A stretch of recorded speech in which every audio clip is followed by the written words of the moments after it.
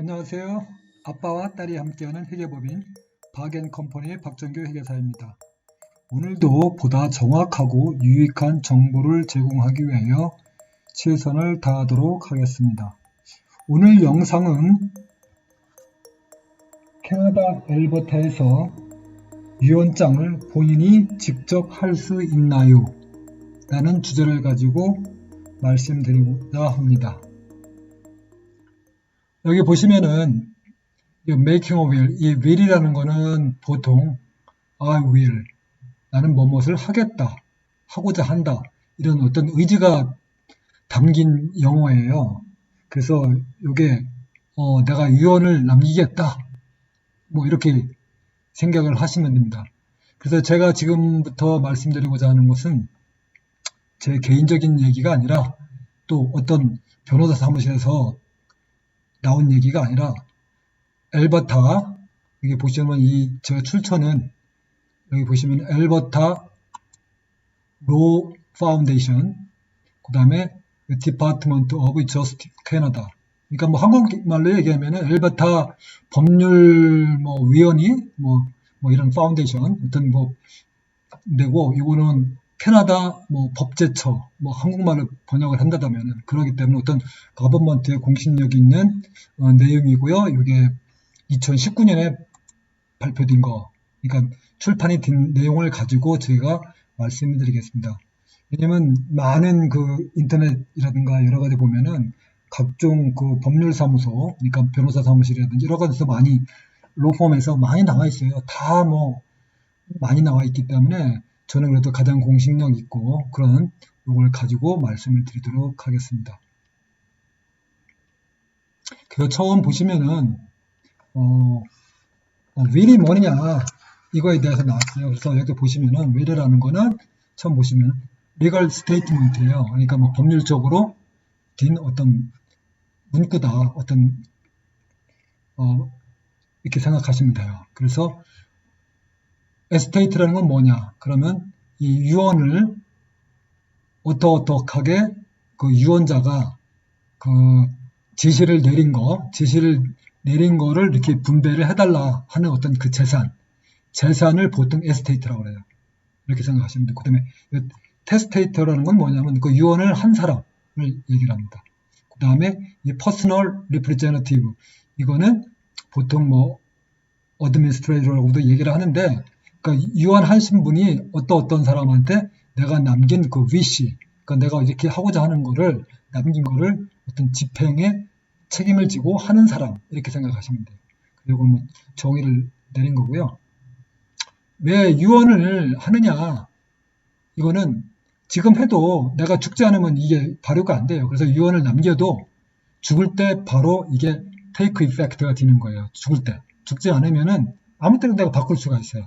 그렇기 때문에 이렇게 생각하시면 되고요. 그 다음에 유언에 여러 가지 종류가 있는데, formal will, 이게 공식적인 거죠. 이거는 모든 사람들이, 내가 유언을 남기는 사람이 사인을 하셔야 되고, 그 다음에 2명의 위트니스가 있어야 돼요. 그리고 그걸 동시에 같이 each other, 서로 면전에서 하셔야 돼요. 그러니까 3명이 있어야 돼요. 3명이 있어야 되기 때문에 유언을 남긴 사람은 모든 걸 작성을 한 걸 가지고 그 2명의 위트니스가 꼭 그거를 내용을 읽는 게 아니에요. 읽어도 좋겠지만은 굳이 읽을 필요는 없어요. 단지 이 유언을 남긴 사람이 사인을 했구나, 그 사인하는 그거에만 확인하는 거예요. 그래서 모든 3명이 있어야 되고 2명은 위트니스라서 사람 이름, 주소, 그날 사인한 날짜 이런 게 그 유언장 문구에 다 있어요. 그래서 그렇게 생각을 하시면 돼요. 그리고 두 번째는 그 핸드리튼, 그러니까 이거는 공식적인 그거고요. 이거는 자기가 그러니까 우리말로 하면 자필이라고 그러죠. 자필로 한 그거. 이것도 엘버타주에서는 이것도 인정을 해줘요. 근데 다른 주에서는 인정을 안 해주는 주가 많아요. 있으면 엘버타주는 내가 자필을 한 것도 인정이 된다, 이렇게 생각을 하시면 돼요. 이런 거는 많이 변호사 사무실이든지 로펌에서는 얘기를 안 해요. 대부분이 그 formal will만 가지고 얘기해서 자기네 와서 하라, 이렇게 얘기를 하지. 그래서 실제로 엘버타에는 핸드리튼 will도 가능하다, 이렇게 생각하시면 돼요. 그리고 세 번째, 밀리터리 윌이라는 거는 뭐 아시겠지만은, 군인들 급박한 상황에서 자기들이 할 수 있는 그 리튼 루틴, 이걸 얘기를 해요. 그렇기 때문에, 여기 보시면은 육군, 해군, 공군, 이렇게, 이렇게 관련이 돼 있어요. 그래서 이것도 마찬가지로, 사인이 되지만은 목격자는, 그 위트니스는 없어도 된다. 이건 급박한 상황이기 때문에. 그래서 이것까지 인정을 해준다. 그래서 다시 한번 말씀드리면 formal will이 있고 두 번째 handwritten will이 있는데 이건 엘버타주는 이게 된다. 잡힐이. 그리고 세 번째는 military will은 아까 말씀드린 것 마냥 급박한 상황인 군인들에 해당되는 거다. 이렇게 생각하시면 돼요. 그리고 그 will에 여러 가지 어떤 섹션이 있어요. 어떤 내용들이 있어요. 그래서 보시면은 옛날에 내가 써놓은 거를 내가 캔슬을 할 수도 있고요. 그걸 할 수가 있어요. 그래서 그전 거를. 그래서 그런 게 있다면 옛날에 하는 게 있으면 그거를 내가 캔슬하는 거다면 캔슬, 리보킹이라든가 캔슬링을 한다는 그런 문구가 들어가야 되고 그 다음에 아까 말씀드린 이걸 내 재산을 집행 관리해 줄 수 있는 그 퍼스널 리프레젠티브를 누구냐 이걸 어떤 사람을 선임을 하셔야 돼. 그것도 있어야 되고요. 그 다음에 내 재산이 누구한테 이거를 주는 거다. 그래서 어떤 재산은 누구한테 간다. 그 이름을 적어 있어야 돼. 예를 들어서 여러 가지 재산인데 내가 상가가 있다. 그럼 상가는 아들인 누구에게 준다. 이렇게 명확하게 해주셔야 돼요. 그 다음에 또 내 집은 딸인 누구에게 이거 준다. 이렇게 명확하게. 그래서 그런 베니핏, 그걸 가지고 베니피셜이라고 그러거든요. 받는 사람. 그래서 그걸 하셔야 되고 그렇게 명확하게 스페시픽하게 그걸 한 걸 말고도 남는 자산이 있으면 그거는 남는 자산에 대한 베니피셔리가 누구냐 이걸 또 언급을 해주셔야 돼요. 그렇게 생각하시면 되고 그 다음에 또 이제 미성년자 자녀가 있을 경우는 또 어떤 가디언이라든지 아니면 그 트러스트라는 거를 해주셔야 돼요. 그래서 가디언이 누구라 그래서 미성년자가 성년될 때까지 어떻게 해달라 이렇게 해주든가 아니면 트러스트라는 우리말로 하면 신탁이라고 그러죠. 신탁이라는 거를 만들어가지고 트러스트에 그 내용을 다 이렇게 해주셔야 돼요. 그 다음에 또 하나 내용은 내가 어떻게 하고자 하는 내가 하고 싶은 거 있잖아요. 죽을 때. 그 디테일한 걸 얘기를 해줘요. 그 무슨 얘기냐면 내가 갑자기 어떤 교통사고 했을 때 어떤 장기를 기증할 거냐 말 거냐 아니면은 내가 죽었을 때 장례식을 어떻게 해줬으면 좋겠다. 어떤 분들은 부의금을 받았으면 좋겠다. 안 받고 싶은 사람 또 이렇게 많이 하시는 것 같아요. 그런 거를 해주시면 돼요. 이런 어떤 디테일한 거를 이렇게 해주시면 되니까 좋아요. 그래서 이렇게 해주시면 되니까 이런 내용들이 들어가야 된다. 그리고 아까 말씀드린 것 마냥 그 위트니스도 있어야 되고 두 명이 그 다음에 그런 리턴으로 해야 된다는 거 이런 거 같이 하셔야 돼요. 그래서 이런 거만 같이 그런 내용들을 꼭 집어넣어야 돼요. 그래서 그렇게 생각하시면 되고 그 다음에 그럼 에스테이트라는 거 아까 말씀드렸죠. 그 재산 있는 걸 좀 저기 하는데 그 재산은 유언장에 남긴 재산이 어떻게 분배되냐? debt, 부채를 탕감을 먼저 해야 돼요. 그 다음에 tax, 세금 낼 게 있으면 먼저 탕감을 해야 돼요. 탕감을 하고 남은 재산을 가지고 분배를 한다. 이렇게 생각하시면 돼요. 재산, 부채라든지 세금도 안 내고 다 디스트리뷰션 하고 나서 아들, 딸들한테 그러고 나면은 나중에 또 문제가 생기잖아요. 그렇기 때문에 이거는 어드미니스트레이터 아까 뭐냐? 그 퍼스널 리프레젠티브가 해야 될 일이에요. 이건 어떤 그 책임이 있어요. 그 사람에 대한 어떤 책임이 있기 때문에 그런 내용이 있어요. 그렇기 때문에 그렇게 생각하시면 되고 또 하나 이제 많은 사람들이 궁금해하는 거 에스테이트 아까 그랬죠. 에스테이트에 포함되지 않는 재산이 있어요. 그게 뭐냐? 아까 말씀드린 에스테이트라는 게 유언하신 분이 그 유언에 의해서 어떻게 하는 어떤 프로퍼티예요. 근데 그게 에스테이트로 포함이 안 되는 재산이 있어요. 그게 뭐냐? 여기 보시면은 레지스터 오너로 등록되어 있는 프로퍼티가 되어 있는 거예요. 예를 들면 집이 있을 수가 있죠. 그래서 내가 남편하고 와이프가 조인 테넌으로 등록되어 있는 거. 이거는 남편이 아니면 와이프가 죽는다 하더라도 그게 아까 얘기했던 에스테이트로 편입되는 게 아니라 조인 테넌으로 되어 있는 경우는 살아있는 서바이빙 스파우스한테 그냥 넘어가요. 그렇기 때문에 또 마찬가지로 뱅크 어카운트에도 모든 조인 테너로 되어 있는 거는 모든 것이 스파우스로 넘어가지 이게 어떤 에스테이트로 넘어가서 그거를 위시, 그러니까 내가 유언에 의해서 그걸 사람한테 분배를 못해요. 그렇게 생각하시면 돼요. 그래서 꼭 알고 계셔야 돼요.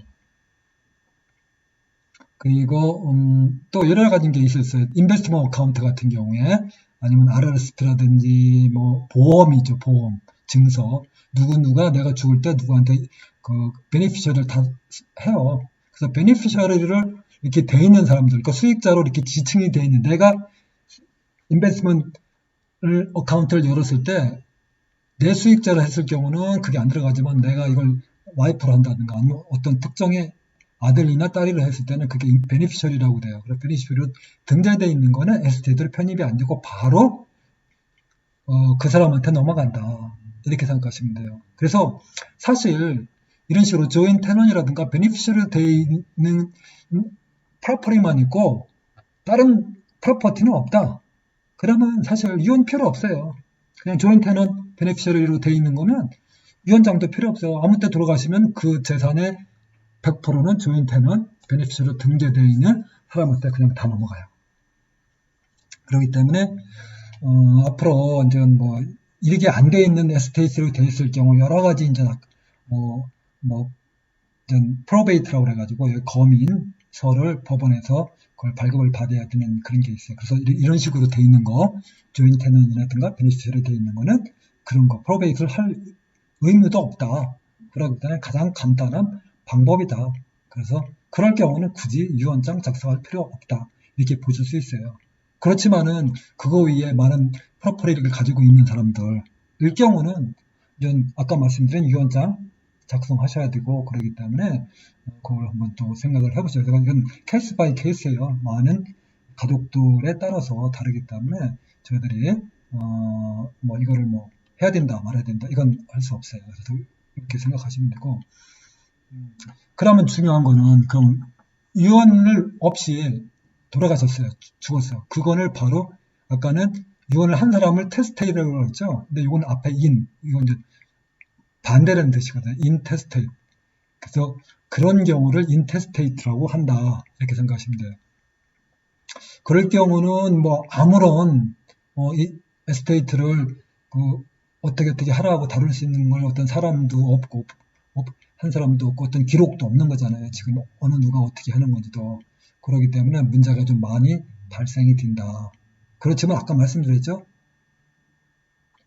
여기서 조인 테넌하고 베네피셔리만 다 돼 있고 그 위에 재산이 없을 경우는 이런 문제가 생기지 않는다. 이렇게 생각하시면 돼요. 그래서 그렇게 생각하시면 돼요. 그래서 아까 말씀드린 거 뭐냐?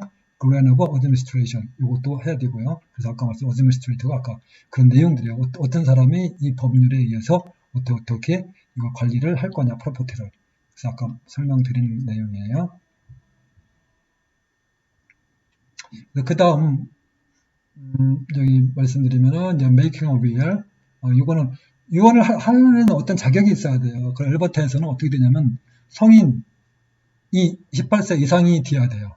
18세 미만은 해도 무효화돼요. 그래서 이렇게 생각하고 그 다음에 또 18세 이상이라도 멘털리 문제가 있는 사람은 안 돼요. 그래서 멘털리 케이퍼블 한 사람만 성인 남녀에서 할 수 있다. 이렇게 생각하시면 돼요. 네. 그리고 18세 미만에도 할 수 있는 거는 결혼해서 스파우스가 있다든가 either in the defendant partner 이거는 뭐냐면 3년 이상 같이 계속 살은 파트너를 얘기를 해요.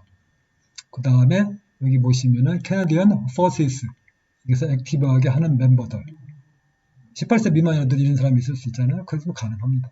그 다음에 코트 법원에 허락을 받은 경우만 해당돼요. 그래서 뭐 이건 뭐 신경 쓰고 우리는 18세 이상이 됐기 때문에 이것만 생각을 하시면 돼요. 그리고 아까 말씀드렸죠. 위를 해야 되냐 말이냐 이건 옵셔널이에요. 발런터리. 네? 그렇기 때문에 내가 해도 되고 안 해도 되고 그리고 이건 자발적이지 이걸 뭐 꼭 의무적으로 해야 된다. 이게 아니에요. 그래서 많은 분들이 잘못 알고 있는 거는 뭐 어떤 뭐 로펌에서는 뭐 이거 위를 꼭 해야 된다. 안 하면 큰 문제가 생긴다. 그래서 안 하면은 뭐 재산을 뭐 거의 뭐 국가가 가져간다는 둥, 뭐 여러 가지 뭐 세금으로 두드려 맞는다는 둥 이런 어떤 얘기가 많아요. 제가 그래서 이걸 발췌를 한 거예요. 차라리 어떤 로펌에서 발췌를 하면은 또 문제가 있을 수도 있기 때문에 캐나다 법제처 그리고 엘버타 로 파운데이션에서 이 쓴 내용, 그것도 가장 최근 작년 2019년에 din 내용을 가지고 지금 말씀을 드리는 겁니다. 그래서 여기 보셨죠. 네. 그래서 세 가지 방법이 있어요. 어떻게 유언을 하느냐. 아까 말씀드린 겁니다. 변호사가 어떤 사람마다 다 다르잖아요. 그래서 사람은 다르기 때문에 그걸 드래프트를 만들어요. 위를. 만들어가지고 어떤 사람이 있을 때 왔을 때 그거에 맞게 조금씩 변경을 해나가는 거예요. 그 다음에 두 번째 방법, 아까 말씀드렸죠. 그냥 뭐 리지스트리 같은 데 보면은 그 윌킷이라고 만들어 놓은 게 있어요. 그거 그냥 사가지고 작성하시면 돼요. 세 번째, 이거는 아까 말씀드린 엘버타에는 핸드리팅, 핸드라이팅으로 내가 한 것도 미리 돼요. 그래서 그렇게 세 번, 이렇게 1, 3을 하셔도 돼요. 그렇기 때문에 꼭 1번, 2번, 가장 경제적인 건 세 번째죠. 내 친필로 하는 거. 뭐 그렇게 해가지고 해도 되고요. 아까 두 번째 거 그냥 킷을 사도 되고요. 또 하나 방법은 요즘 많이 인터넷 가시면은 그 샘플이 많이 나와 있어요.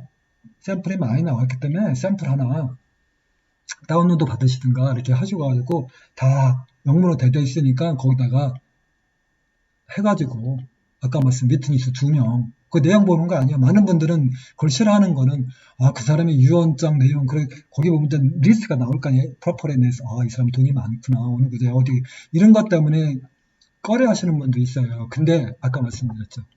이거는 그 위트니스는 그 내용을 보는 게 아니라 그랬죠. 몇 월 며칠 날 이 내용을 이 사람이 남겼다. 그 날짜 그 사람이 사인하는 거를 보는 거예요. 그래서 많은 분들이 잘못 알고 계신 거 생각을 하시면 돼요. 아니면 세 번째 하는 방법도 있고요.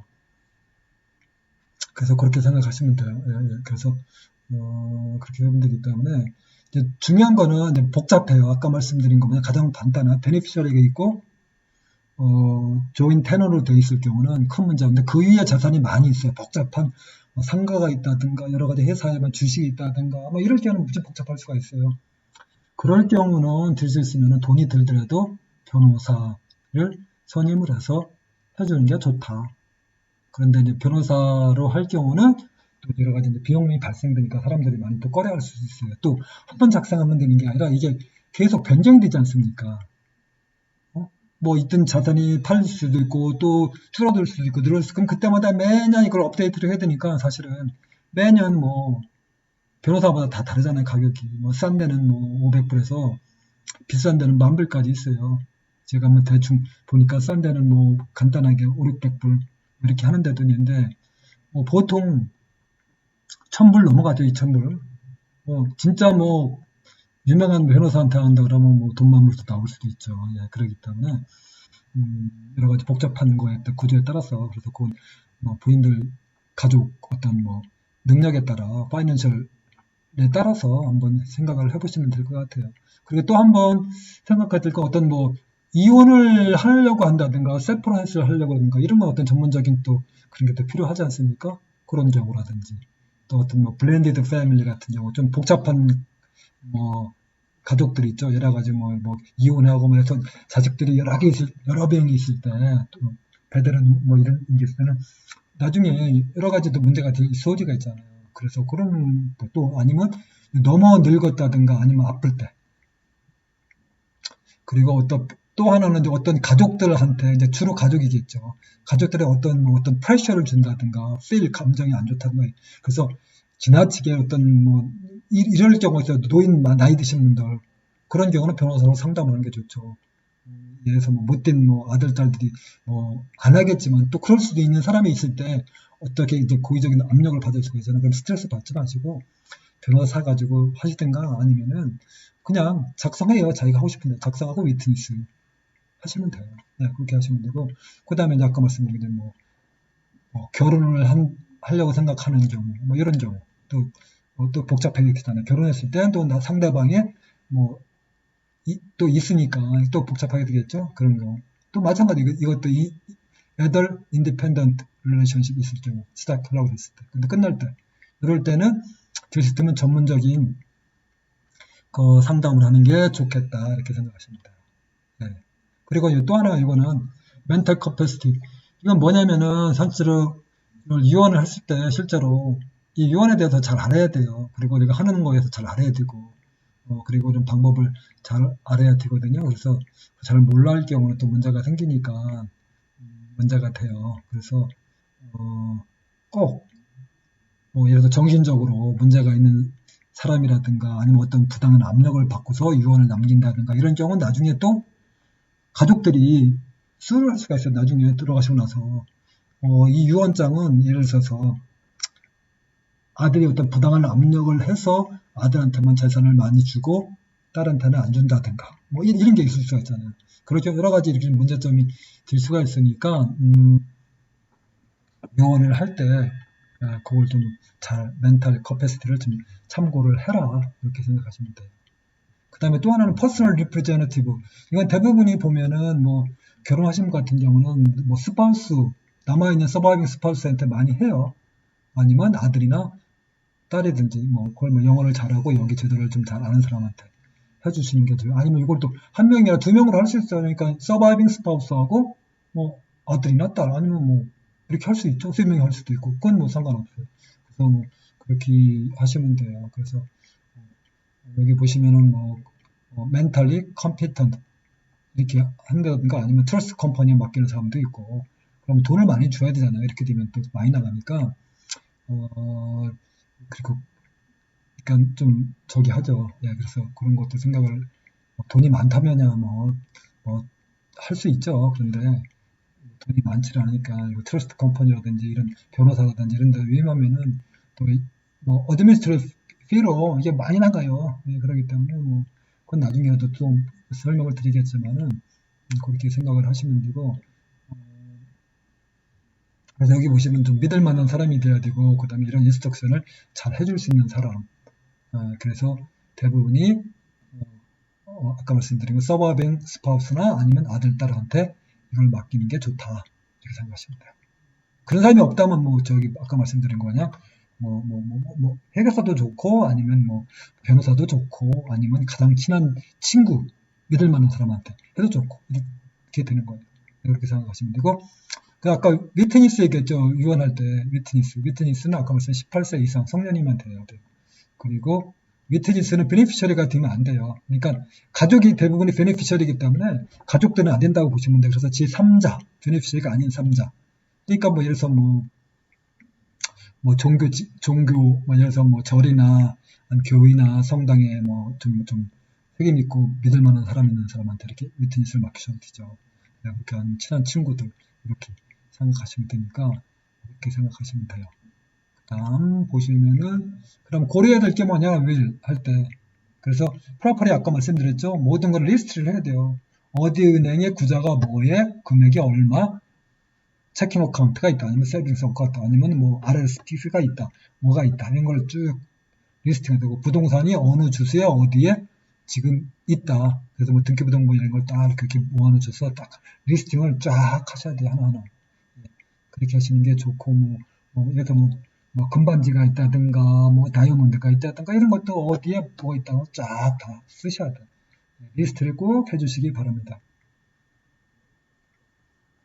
그 다음에 보시면은 그리고 또 채무도 있어야죠. 채무도 어디에 채무가 있다.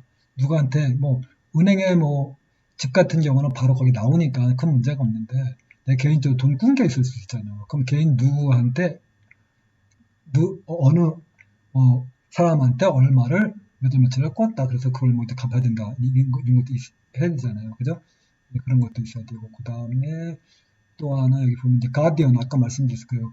그 마이너 칠드런일 때는 가디언이나 아니면 그 트러스트를 해야 된다. 그래서 어떻게 할 건지 이런 거 하셔야 되고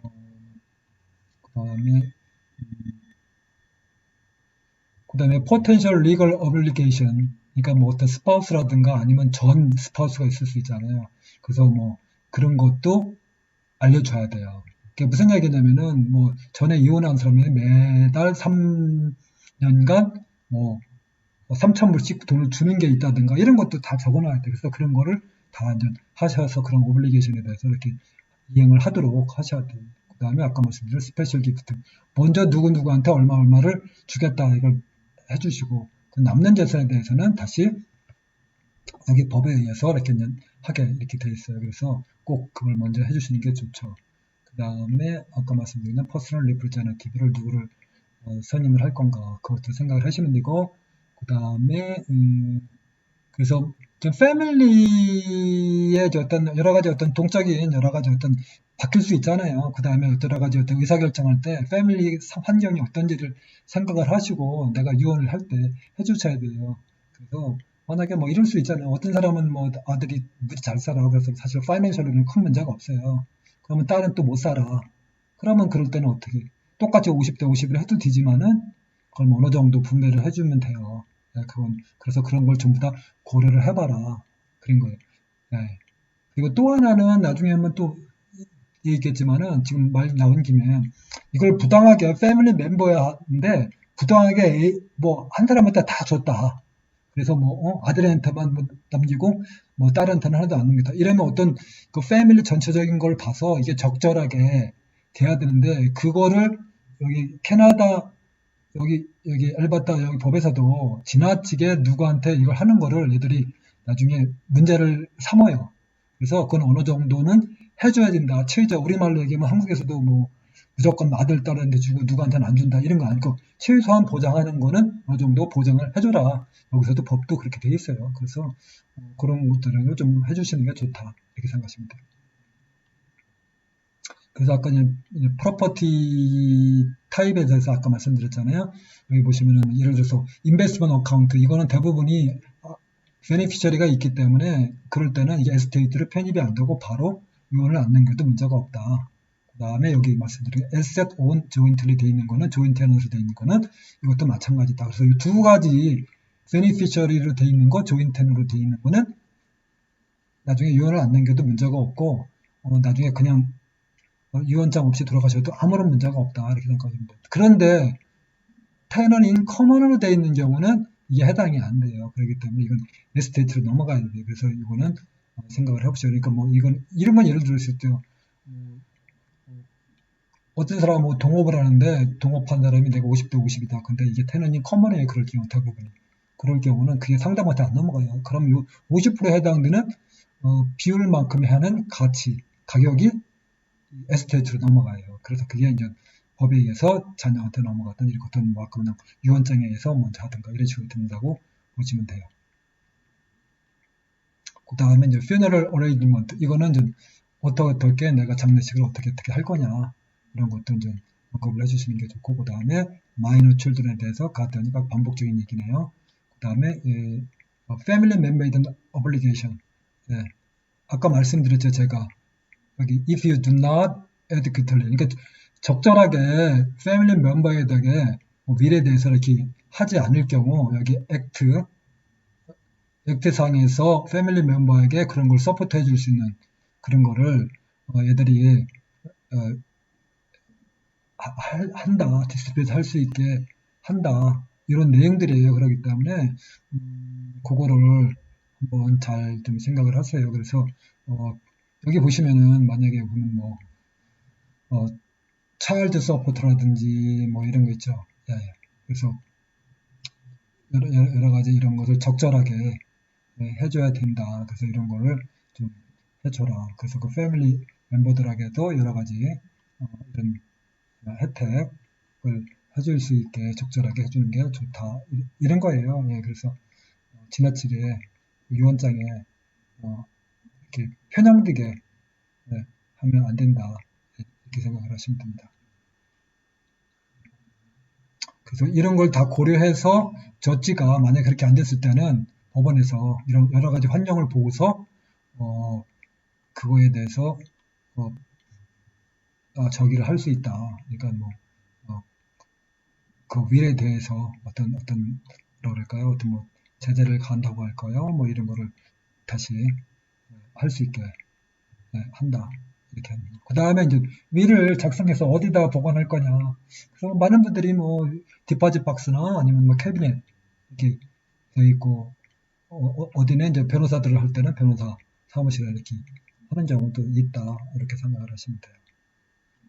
메일이라는 거는 한 번 작성하면 끝나는 게 아니라 중간중간에 매일 한 번씩 이렇게 리뷰를 해야 된다. 그래서 아까도 설명드렸으니까 반복적으로 뭐 할 필요는 없다. 그래서 중요한 거는 디보스나 세퍼레이션 할 때 한번 꼭 다시 리뷰를 해봐야 된다.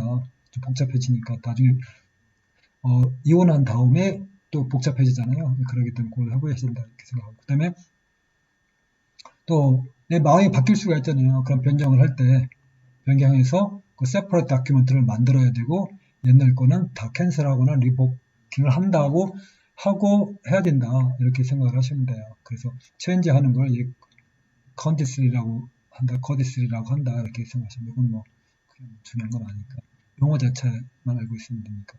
그래서 그런 내용들을 하고, 이건 뭐 전문적인 얘기죠. 앞에 모든 그 위를 캔슬하고 리버크를 하고 한다. 그런 걸 문구를 꼭 써줘야 된다. 이렇게 할 때, 체인지 할 때는 그런 내용이에요. 그건 실무적인 얘기고요. 그 다음에 아까 에스테이트 어드미니스트레이션 하는 거, 어드미니스트레이터 퍼스널 리프레젠티브를 해야 된다. 그래서 그런 사람들이 해야 될 의무. 그래서 아까도 말했지만 이런 거를 다 파악을 해야 되고, 그 다음에 그 사람들이 해야 될 의무는 코트에서 그레너브 프로베이스를 받아야 된다. 이건 뭐냐면은 라스트 윌이라는 거를 법원에서 인정을 해주는 거예요. 그걸 가지고 모든 걸 집행, 그 유언장에서 하는 거예요. 왜냐면은 아들, 딸들, 그러니까 베네피셔들 중에서 어떤 분류가 있을 수 있어요. 이 윌이 아니라 다른 윌이 있을 거다. 그러니까 이걸로 하면 안 된다. 이렇게 분류가 있을 수 있잖아요. 그래서 그걸 판단하는 게 법원에서 이 윌이 위원장이 마지막 위원장이다. 그래서 그거에 대한 거민을 해주는 거. 그걸 가지고 그레너브 프로베이시라고 한다. 이렇게 생각하시면 돼요. 그걸 가지고 모든 에셋을 그 위원장에 의해서 집행을 하는 사람이 어드미니스트레이터, 퍼스널 리프레젠티브다. 이렇게 생각하시면 되고. 그래서 이제 이런 윌이라는 것도 어느 순간에 누가 이의 제기를 하면은 또 이걸 문제가 될 수도 있겠어요. 그래서 여기도 보시면 아까 유언한 식물의 unduly influence, 프레셔가 됐을 때, 아까 설명 미리 드렸죠? 어떤 아들이 프레셔를 줘가지고 걔한테만 유리하게 이렇게 작성을 했다든가, 뭐 이런 수가 있어요. 또 하나는 mental capacity가 있을 때, 그러니까 제가 정신적으로 어떤 문제가 없애야 되는데 문제가 있을 때 썼다. 그럼 그걸 가지고 이건 잘못된 거다 이렇게 얘기할 수 있잖아요. 네, 그것도 누가 옆에서 지시를 한다든가 뭐 이런 게 있을 수가 있어요. 네. 그리고 아까도 말씀드렸죠? 어떤 패밀리 멤버한테 어떤 메인티넌스라든가 서포트 하는 게 충분하게 제공되지 않았을 경우도 의심스럽잖아요. 그럴 경우 당연하게 베니피처리인 딸이나 아들들이 이지를 하겠죠. 그래서 챌린지를 한다. 그 다음에 그래서 이제 이렇게 됐을 때는 위원장이 무효가 되는 거죠. 타당하지 않게 될 수 있고, 그래서 집행이 안 된다. 이렇게 돼서 위원장이 됐을 때, 그래서 법원에서 나중에 이제 코트에서 판결이 나면은 이 위원장은 다 무효다 이렇게 되어버리는 거죠. 그죠? 그래서 결국 위원장이라는 거는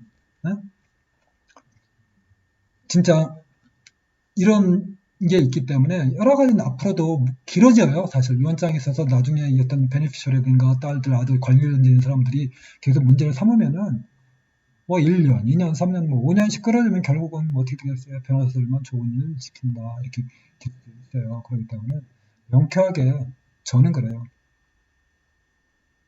돌아가시기 전에 다 자식들한테 이렇게 줘라. 예? 자기가 최소한 분주가 안 되는 거. 그 분주가 안 되는 건 아까 말씀드렸죠. 베네피셔리하고 조인 테너. 이렇게 하세요. 나머지 골치 아프게 하지 마시고. 예, 저는 그렇게 말씀드려요. 그래서 질순한 나이가 드시면은 여러 가지 벌리지 마시고, 벌린다 그러면 아까 말씀드린 거 마냥 조인 테너이나 베네피셔를 해주라. 또 하나 방법이 있어요. 트러스트라는 게 있어요. 그 신탁이라는 게 있어요. 그 트러스트라는 거는 이런 유언이 필요가 없어요. 그리고 아까 말씀드린 프로베이스를 할 필요가 없어요. 어떤 신탁이라는 대로 모든 내 에스테이트가 그걸 다 넘어가요. 내가 죽으면은. 네. 그러기 때문에 그럴 때는 필요가 없고, 그 트러스티에서 내가 남긴 그거에 따라서 트러스트로 분배가 되죠. 그래서 그럴 경우는 probate fee라는 게 있는데 알버타에서는 보통 한 500불 어라운드 1000불이 안 돼요. 맥시멈. 그렇기 때문에 큰 건 없어요. 단지 probate을 하기 위해서 법원에서 받을 때 그 변호사들이 fee가 있어요. 그것도 천차만별입니다. 그래서 대충 제가 알아봐도 1000불에서 10,000불 넘는 데도 있고 어디는 2000불로 시작하고 플러스 그 에스테이트의 마켓 밸류 시가의 1%에서 2% 차지하는 데가 있어요. 그러니까 자산 많은 데는 부르는 게 값이에요. 그렇기 때문에 저희들 같이 프로퍼리가 많지 않은 사람들은 그냥 아까 말씀드린 것 마냥 들 수 있으면 조인 테넌이나 베네피셜을 만들고 그게 안 돼 있는 거는 미리미리 나눠줘라. 그리고 이렇게 복잡하게 회사가 주식도 있고 상가도 여러 개 있고 재산이 많으신 분은 당연히 복잡하니까 될 수 있으면 변호사 로펌 가셔서 작성하시는 게 좋아요. 분규도 없고 나중에 또 아들 딸들이 와서 또 문제가 될 소지가 있으니까 정확하게 변호사 사무실 가셔서 하시는 걸 저는 추천해 드립니다. 이상이에요. 그래서 이거는 제가 지금까지 말씀드린 거는 처음에 서두에 말씀드렸지만은 제 어떤 제가 쓴 내용도 아니고 그 다음에